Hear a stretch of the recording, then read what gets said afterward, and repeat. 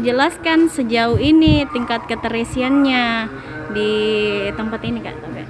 Untuk jumlah keterisian di Fit 2 BPSDM ini yang kerjasama Pemprov dengan relawan, jumlah pasien sekarang yang ditangani itu 34 pasien yang sedang on board di atas yang sedang dirawat.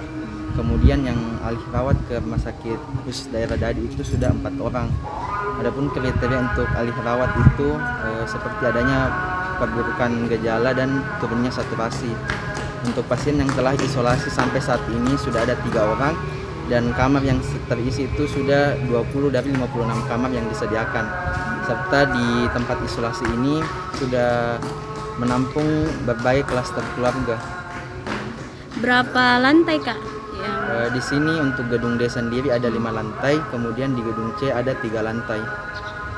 Fasilitas di sini seperti tersedianya pemeriksaan kesehatan setiap pagi hari, adanya ruang observasi dan ruang tindakan, kemudian disertai dengan alat-alat seperti oksigen transport, oksigen konsentrat, juga ada alat-alat USG.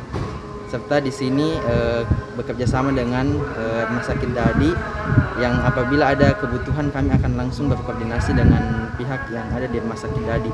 Serta di sini tersedia standby 2 ambulans dan 1 mobil PCR. Untuk aktivitas masyarakat yang isolasi di sini. Untuk aktivitas pasien isolasi seperti biasa sekitar pukul 7 pagi akan ada pemeriksaan kesehatan rutin. Kemudian setelah itu pasien biasanya lanjutkan dengan berjemur.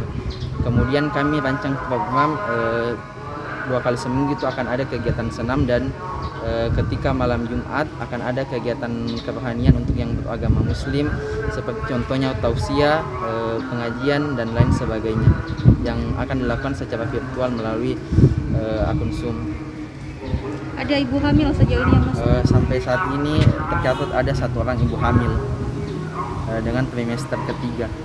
Untuk pengawasan ibu hamil sendiri bagaimana? Untuk pengawasan ibu hamil sendiri di sini di Fit 2 BPSDM sudah ada jadwal dokter jaga dengan berbagai spesialisasi sehingga nantinya apabila ada hal-hal yang berhubungan dengan kegawatan yang berhubungan dengan spesialisasi dokter tersebut, dokter yang disiapkan sudah on call untuk bersedia dihubungi apabila ada kendala.